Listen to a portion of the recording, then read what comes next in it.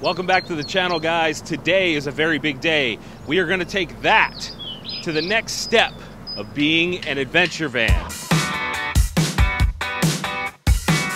All right, guys, we're here at Mainline Overland, one of the best places on the East Coast to get stuff done for your van. And I'll tell you what, this bad Larry is going to get a new front bumper. Now, the reason I picked the one I picked is because it kind of goes with the lines a little bit more. It kind of isn't blocky and sort of chonky like some of the other options. And I'm very, very excited. Pat over there is going to help us with the build. It's going to be a lot of fun. Stick with us. First things first, though, the guys taped off the van to make sure that nothing gets dinged, scratched, or anything like that while they're doing the work.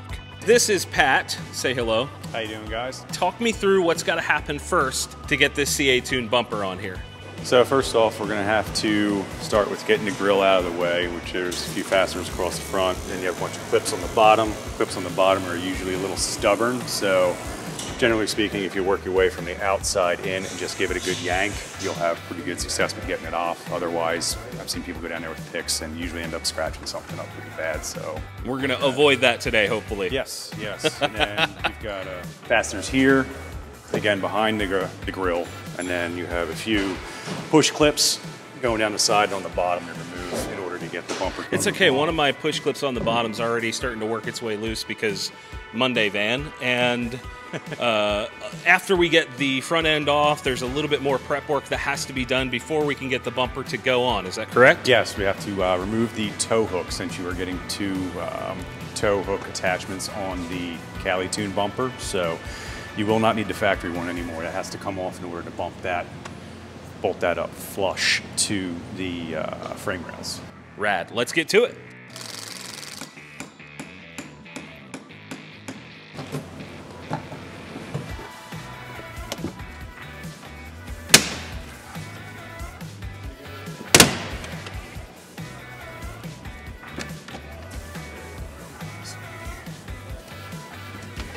Just yell a celebrity's name like John Stamos. Let's see if it pops. John Stamos. See? I knew it would happen.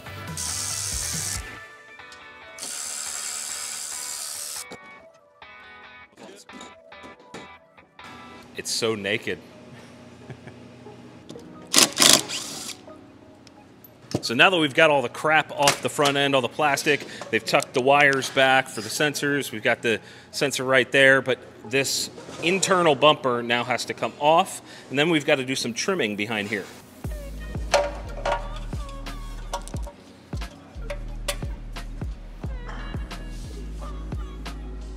That's an Iowa grasshopper right there. This is the portion that needs to be removed in order to get the CATuned bumper on.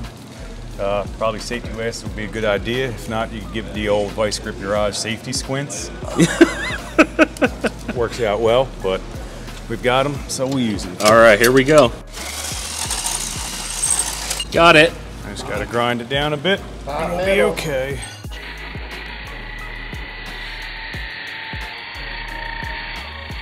All right, what's next here, Pat? Next, we have to take the bracket off for the DEF tank because you're getting a new provision for that on the bumper. So there is a piece of sheet metal behind here. You can just follow that line straight down, and that'll give you a nice clean cut.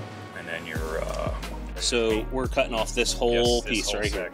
From about here over is going to be gone, because that's where your DEF tank mounts behind there. So okay, and this is the DEF tank? Yes. Okay.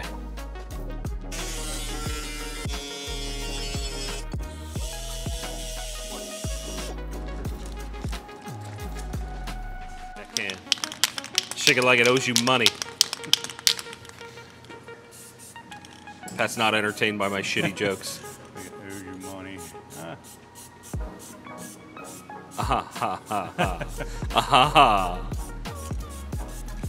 So for people that don't understand, what's the reason for the paint? Just so we're not getting any corrosion behind there, rotting out your truck. Yeah, and here in the Northeast, that's guaranteed. Yeah. Well, a lot of salt. Yeah, lots.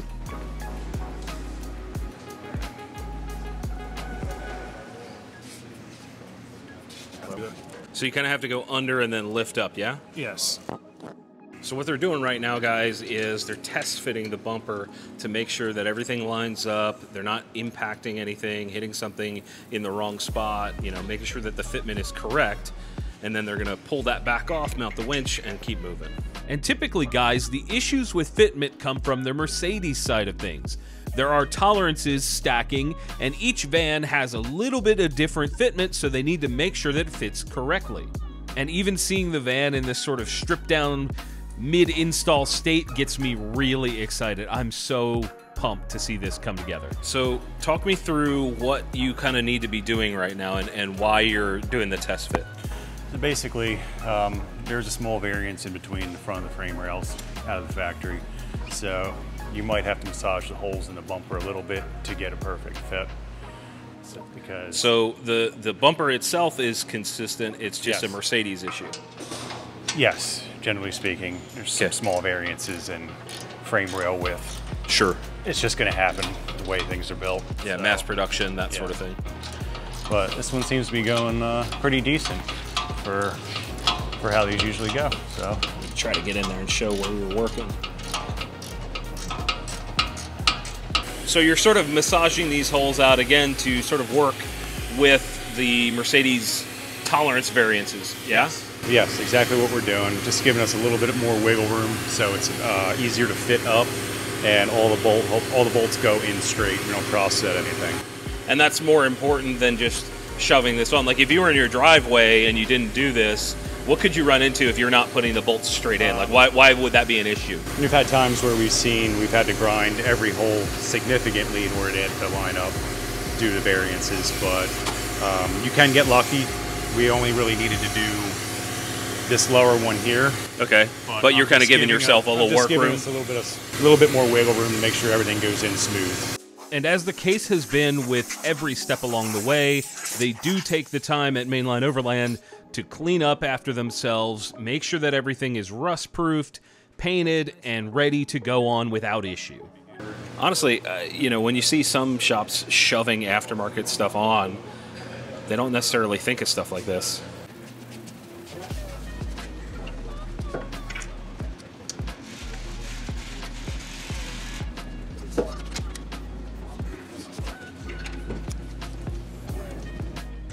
So right now, guys, they are focusing on alignment, just reamed out those holes. The paint is now dry, just trying to get it loosely fit. Then we'll tighten it up once they feel like everything is aligned properly. It's gonna be rad. All right, guys, so look, there's a tab on the bottom here, very similar to this side tab, and the one on the bottom actually has a hole from the factory, but what we're having to do here is create one in the frame rail, that's this piece here, and put a nutsert in there just to add a little bit of extra security to the bumper. All right, so what Pat has on the end here is what is commonly called a riv nut, nutsert. People use those terms interchangeably. What is it? Well, it is a riv nut. It's basically a set of threads that you can install into sheet metal or a piece of steel. So basically, where there was not a bolt or something, you have threads that you can put in there. Threads you can use something to anchor down with. Okay. And basically, you see the collar in here is going to crush down and form basically what a rivet does. Basically, it's going to crush down around the sheet metal and hold it in place. So now you have an anchor point. All right, and he said that we can burn this one. I asked permission, guys. Don't get mad. All right, let's see it. Look at that. So it's going to crush it down, and your metal is going to end up in between these two ridges. So you're sandwiching the metal in there, and that way you have some threads to anchor into, like that hole right there, and on the opposite side for this particular use. Yes. All right, so there you go. Insert it in, pull the handle, biggity bam. Now it's threaded. He unthreads the tool, and there you go. You have a threaded insert in the frame rail. That's really cool. So for a little more clarity, guys, what we're talking about is this tab here. So in the frame rail, there was not a hole for this to mount to. The bottom had a threaded hole. That was good to go, but the side did not. And CATuned recommends using the nutsert, the riv nut, like we did. And there you go. So the front of the frame rail sits here, and these mount on the bottom and side on both sides to give you some context. So there you have it. That's the bolt in there. And what's really cool is they actually have a provision for this def tank, because you have to chop that off on the factory setup. So they have a provision for it in there, all welded up nicely. And the bumper is now on. All right, Joe, tell me about what this winch is all about, what makes it special, etc. Yeah, sure. So this is Warren's VR12S. We pretty much only install winches that come with synthetic line.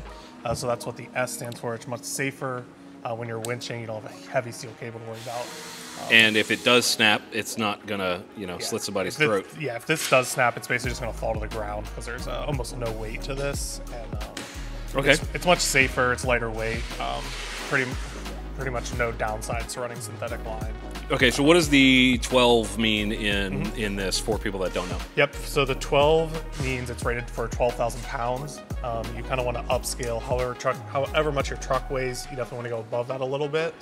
So we were talking, when this thing's fully built out, we're kind of guessing it's going to be in the 9,000 to 10,000 pound range. Yeah, the GVWR on that van is just over 11,000 pounds. Yeah, so we want to scale up a little bit. So the 12 is what we're pretty much doing in all of the Sprinter vans. Definitely have enough pulling power to get this thing unstuck. And the VR Evo is just kind of their mid-level winch. Has some upgrades versus the lower end ones, but it doesn't have all the kind of crazy bells and whistles. So this winch for most people is kind of where you want to be at. Yeah, and I don't think I'm going to use it a ton, if at all. Yeah. But to have it is something I definitely want. Yeah, on the vans, it's definitely kind of a peace of mind thing. I don't think every van owners, they don't think they expect to use it every day, but it's kind of those peace of mind things where if you do really get stuck, it's there to kind of get you out. Yeah, and not only that, but this is a giant anchor. So Yes. if you need to pull somebody else out of a situation, we have that opportunity with this. Yeah, so I actually like to go out there in like snowstorms and stuff. I have a winch on my truck, and I just have fun like kind of going out and rescuing people. What kind of truck do you have? A Datsun? I have a Discovery too. A Discovery too. All right, we're going to put a picture up now. Shitbox. All right. So thanks, Joe. Let's get this thing mounted. All right, Pat, what are you doing here? Putting brown cable on so that we can get it powered up, really. So this is not something you can do once it's installed very easily, correct? It's not super easy to do. It can be done. Just Trying to prepare ourselves, so to speak. Sit down there. That sits a little better. I believe in being prepared for just about any situation, especially with this vehicle, and having a winch mounted allows me to be prepared for just about anything I might run up against. I could help myself or help another person. That could be rad. So Pat just put this protective sleeve and the heat shrink on here. Can you explain why? Sometimes to get the power cable where you need to go, you're going to be going around some engine components, some sheet metal and whatnot. You don't want to catch a sharp edge and have a short power. So really this sort of wire loom is just for protection to make sure over time you don't like cut through the cabling and cause a big problem. Yep, just extra protection to make sure everything operates as it should for as long as it should. Here, Pat is just tightening up the heat shrink with a heat gun and locking in that protective wire loom. Up over the bar.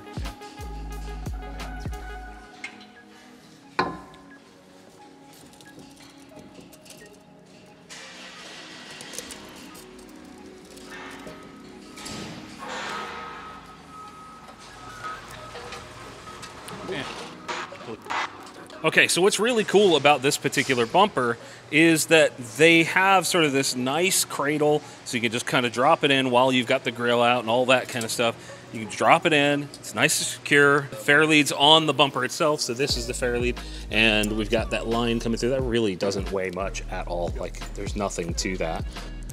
So we've got the ground going this direction, we fed the power that way, the positive, and we're just gonna get it locked down.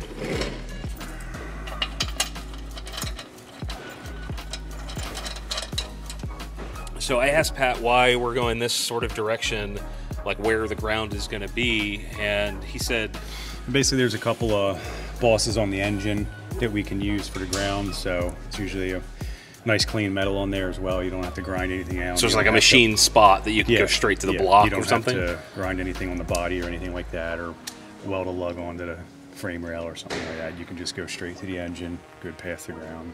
Right. You don't have to worry about paint. You don't have to worry about anything like that. Exactly. And really, with something like this that could either save your rear end or somebody else's, you need clean setup. Yep, with all the electronics on the engine. Yeah. That's got to be grounded pretty sufficiently to run all those, so. That's a good point. I didn't even think of that. Like, this has to be a grounded thing to work correctly. It'll work for the winch. Hey, Pat. Yeah. What's the meaning of life? Meaning of life. Just try not to get screwed. Okay, so to give you guys some context, we had a little discussion about this harness that I got from CATuned. And essentially what this does is it brings the power from a little bit back further in the vehicle forward so that you can tap onto the lug that you can see in his right hand for power. So essentially you're extending the power forward and making it a little bit more accessible if you want to run a compressor, lights, etc. So that's what we're doing. We're going to run this end down underneath and connect, and then from the winch here to that. All right, so we wrapped up hooking up the ground on the engine block side, and we also finished out our install of our power, our 12-volt relocation, so we can hook our winch up in the corner here and have an accessory hookup for anything else we want to do. And now we're going to see how the winch functions. All right. Get that wired remote right there. And she's up and running. Woo! Good news. Now we can cut some more stuff. All right, so here is the factory bumper. It's where Pat is standing would be the side that's facing downward. What are you doing here, Pat? We're pulling the harness out, getting ready to cut this up, because we need to cut a big chunk out of it in order to fit the remaining plastic bumper back in and around the CATuned bumper. Okay. So we're going to be losing a pretty big section, basically around about here to about here and up and into this lip here. It's going to be gone. We're going to try and save the ambient air temp sensor provision, so we can snap that back in and we don't have to find a relocation spot for that. Okay, and these little sensors along here are just parking sensors and that sort of thing? Parking proximity sensors. So the center two actually end up going into CATuned bumpers. So I'm gonna pop those out. You got to keep the orientation correct too on a majority of these. Some of them it doesn't really matter, but I just like to keep them oriented correctly anyway. That way you don't run into a problem. So like vertically or horizontally, is that what you mean? You want it going back into the bumper, and the CATuned bumper exactly the same way. You don't want to flip this.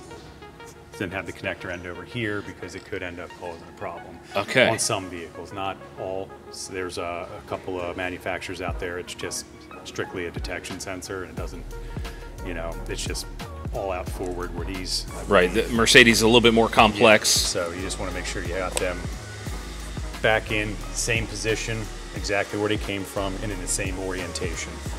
Are these difficult with the provision that CATuned has in that bumper? Is it difficult to reinstall in that metal piece as opposed to plastic? It's actually pretty easy. The CATuned actually has,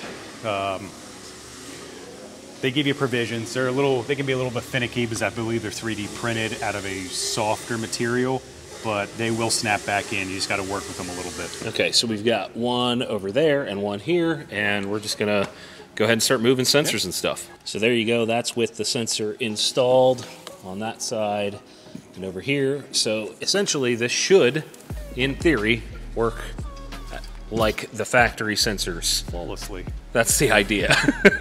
So Pat, talk me through what you got here, what you're doing. So this here's the template for getting the center section of the bumper cut out. That's where we're drilling on a bumper, deal with it. All right. So that's where we're going to need to make a little bit of room for the CATuned setup. And they give you this template. It's basically just a guideline, nothing too crazy. So sort of set it up, cut here, remove all this. Remove all that. Then there's still some more additional cutting we got to do up and in this section to get the clearance we need for the warrant winch. Cool. The controller sits on top of the winch itself. Okay, rad. Now this part is incredibly noisy, so I'm just going to talk you through it. He's using a template to draw out where he's got to cut. That is supplied by CATuned, using a body saw, and then sanding it down again because he cares. He's making sure it's finished properly. I'm not going to show it, but he actually took a razor to the edge to make sure that it was as close to a factory edge as possible. To give you guys some context, this is what we cut out of here, or Pat cut out of here, and we're removing and discarding. See ya. Okay, I'll pick that up. So this is sort of a juggling act between aligning the bumper, getting sensors and cables where they need to go inside the actual CATuned bumper, and then of course on the factory unit as well. This is where we really start to see it come together. And that is part of the reason they went ahead and taped all this stuff up at the start. We're good. To protect it from getting scratched on removing and reinstalling stuff. I've been sabotaged. I've been sabotaged. All right, what's this all about? So this is that front detection sensor, radar sensor, and this is the relocation pod for it, which is going to end up sitting right about here. So just kind of tuck it away, and it snaps down and in, and you know, snaps down and in. There it goes. And there we go. So what's this there? That's good. The timing's great. Last piece of the puzzle, snapping the grill back in. All right, let's back up. The heads up, there is. You got to be a little ginger. You got to be a little easy with it down here when you're snapping it back in, just because we cut a good portion of it out. There's like nothing of this left. Yeah. And this completes the ensemble. There. So this is something that was actually pretty cool. When I reached out to CATuned, I said, hey Max, do you have yellow shackles? And he said, dude, we don't sell them anymore. We have the orange and the gray, but we don't have any yellow. He said, you know what? Give me a second. I think I might still have some. There we go. So we have to just button her up a little bit.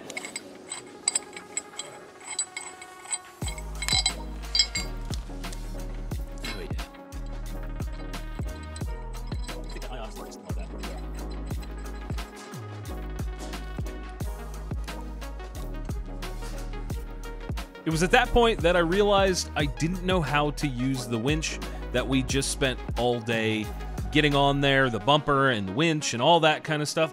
I didn't really know how to use it. So this is where Pat is kind of walking me through how to hook up the remote and how to use it, what scenarios to use it in, and things of that nature.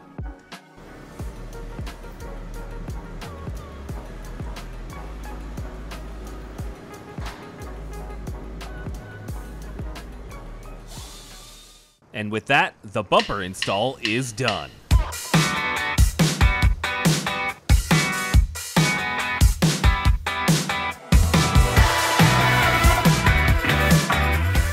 All right, guys, there we go. Fully installed here at Mainline Overland, the CATuned off-road hammerhead bumper on the BATLwgn. Now, what's really cool about this is it's not that big boxy stuff. You know, a lot of these aftermarket bumpers for these things end up being very chunky and just a little bit too much, and I like the curves that are afforded to me on the Mercedes, so I like to kind of keep that going. I like the round bar instead of like a boxy thing. I really genuinely like the way this looks. The yellow shackles look beautiful. They kind of set it off and match the van well. It almost looks like a factory upgrade. You know, we've got the worn winch in there, and I'm kind of over the moon about this. I don't really know how to express just how excited I am, because this is the first step, the first big step towards turning this into a real adventure van. So there you have it, guys. The BATLwgn steps forward yet again. Big shout out to Mainline Overland. Check them out, mainlineoverland.com. Also check out CATuned Off-Road. Of course, they supplied the bumper, the winch, and all of the trinkets. I am so excited about this build. Be sure to let me know what you guys think down in the comments, and of course, we'll see you next time.